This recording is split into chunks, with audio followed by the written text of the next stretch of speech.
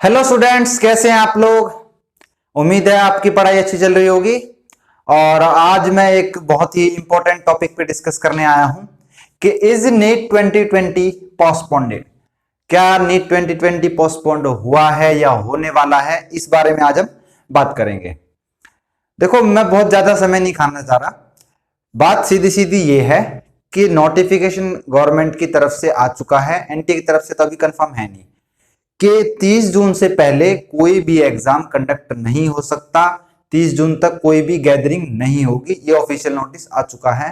और नीट भी 30 जून से पहले तो हो नहीं सकता, तो प्रोबेबली वो जुलाई के फर्स्ट वीक में हो या जुलाई के अंदर अंदर हो, और मे बी अगस्त तक भी बात पहुंच सकती है अगर कोरोना का यही चलता रहा तो। ठीक है, आप निराश ना हो। आप ये सोचें कि आपको एक्स्ट्रा टाइम मिला, ये बोनस पॉइंट है आपके लिए, है ना। तो इस चीज को आप पॉजिटिव वे में यूज करिए, है ना। अच्छे से मेहनत करें। एक बार मैं थोड़ा सा बता देता हूं स्ट्रेटेजी क्या होनी चाहिए आपकी इस वक्त, है ना। अपने को पता है कि जो नीट का एग्जाम है वो उसमें 180 क्वेश्चंस आते हैं, है ना। 180 क्वेश्चंस के अंदर जिसमें से 45 क्वेश्चंस केमिस्ट्री के हैं, 45 क्वेश्चंस फिजिक्स के हैं जिनसे अपन बहुत डरते हैं, और 90 क्वेश्चन जो बायोलॉजी के हैं जिनमें हमें बहुत बहुत कॉन्फिडेंस होता है। लेकिन सबसे जो गंदा खेल होता है ना, वो बायोलॉजी में आके दिखता है अपने को। हम सोचते हैं हम कितना अटेम्प्ट करके आए, हम करके आए 340 का, हम करके आए 355 का, नंबर कितने आए 268, हाँ 275, 280, 300 भी तो बहुत कम, 300 प्लस तो बहुत कम स्कोर हो रहे हैं, है ना। रीजन क्या है कि आप ये सोचते हो कि बायोलॉजी आसान है, सीधा कंसेप्ट बेस है और वहीं पे सीधा आप क्वेश्चन देखते ही आंसर टिक कर देते हो। लेकिन ऐसा नहीं है, बायोलॉजी में भी थोड़ा सा आपको बायोलॉजी पे इतना ध्यान देना है कि आपको 1/3 जो टाइम है वो केवल बायोलॉजी को देना है इस टाइम पे। अगर आप 12 घंटे पढ़ रहे हो ना, अगर आप 12 घंटे पढ़ रहे हो तो आपको उसमें से सीधे सीधे 4 घंटे तो बायोलॉजी को देने हैं। अब इसमें आप डिवीजन कर सकते हो 4 में से, कि 4 में से आपको या तो 2 घंटे 11th को दे दो, या 2 घंटे 12th को दे दो, ऐसा कर लो। या फिर 2 घंटे बॉटनी को दे दो, है ना, या फिर जूलॉजी को दे दो, ऐसे कर लो, है ना। या फिर ऐसा कर लो, कुछ नया पढ़ लो 2 घंटे में, 2 घंटे में पिछला रिवाइज कर लो। मतलब ये फिक्स टाइम आप बांध लो कि 4 घंटे का टाइम आपके पास तो बायोलॉजी के लिए सेपरेट है। बचे 8 घंटे, 8 घंटों में से कैसे करना है अपने को कि 12 में से 4 चले गए तो 8 बचे। अब 8 में से क्या करना है अपने को, 4 में 2 शिफ्ट बना लो। मैंने एक पहले भी वीडियो में बता चुका हूं कि कभी भी कोई भी जो लॉन्ग टाइम तक बैठ सकता है वो ऐसा नहीं है कि सुबह बैठ गया और अब 8 घंटे पूरे करके ही हटेगा। वो शिफ्ट में काम करते हैं। शिफ्ट में जैसे मान लो आप सुबह 7 बजे उठे तो 7 से 12 तक उन्होंने 3 घंटे निकाल लिए, क्लियर। और 12 से 6 तक उन्होंने 3 घंटे निकाल लिए, और 6 से रात को 12 बजे तक उन्होंने 3 घंटे और निकाल लिए। 3 ये 3 ये 3 ये, ठीक है।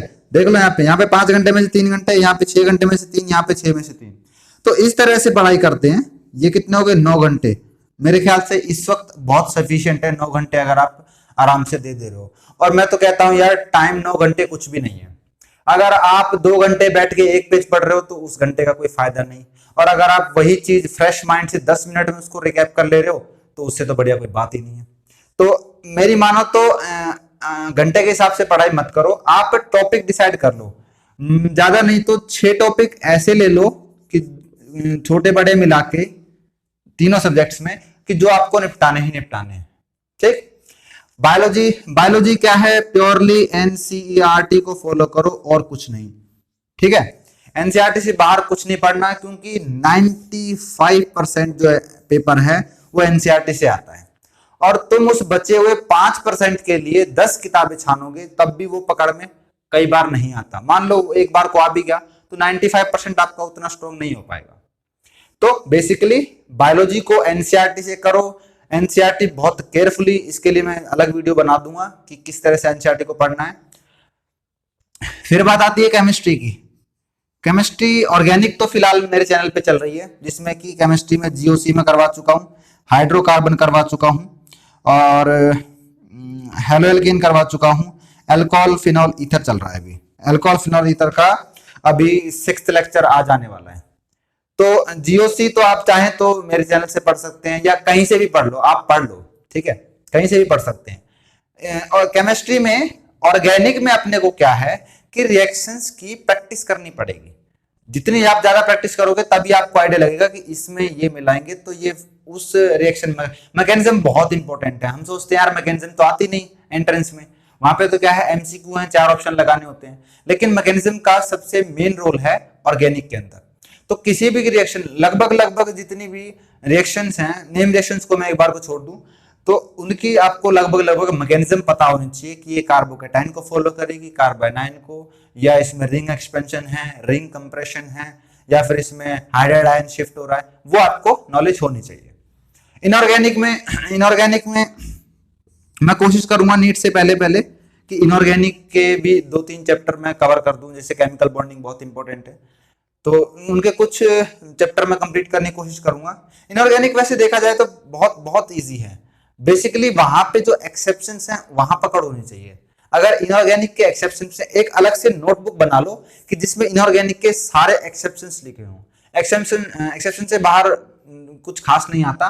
और इसके लिए भी, इनऑर्गेनिक के लिए भी प्योर एनसीईआरटी, पिछले 8 से 10 सालों में एनसीईआरटी से बाहर इनऑर्गेनिक में कोई भी क्वेश्चन नहीं पूछा गया है।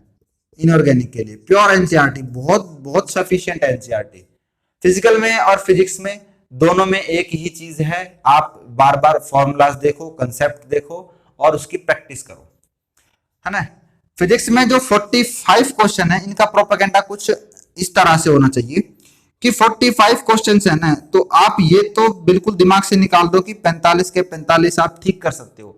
जो टॉपर होता है, अभी जो लास्ट ईयर टॉपर था नलिन खंडेवाल, उसके भी 701 नंबर थे, पूरे ठीक उसके भी नहीं थे। तो हुआ क्या कि 45 के 45 नहीं करने, आप अपनी कैटेगरी के हिसाब से देख लीजिए कि भाई मेरे को फिजिक्स में इतने चाहिए तो मेरा काम चल जाएगा। वो आपके 30 क्वेश्चन से हो सकते हैं, 35 क्वेश्चन से हो सकते हैं, मैक्सिमम 38। इससे ज्यादा आप अटेम्प्ट कर रहे हो बेवकूफ हो, ठीक है। फिजिक्स में तुक्का लगाना, या लास्ट में तो टाइम थोड़ा कम बचता है, माइंड पे थोड़ा प्रेशर थोड़ा सा बढ़ जाता है, तो वहां पे कैलकुलेशन सॉल्व नहीं हो पाती। तो इसमें ज्यादा अटेम्प्ट करना बेवकूफी है। ये वो सब, ये सिलेक्शन नहीं करवाता, ये सिलेक्शन ना करवाने का कारण है। क्लियर? तो उम्मीद है आपको थोड़ा सा मैंने गाइड करने की कोशिश की होगी, और आप अच्छे से पढ़ेंगे, मेहनत करें, आगे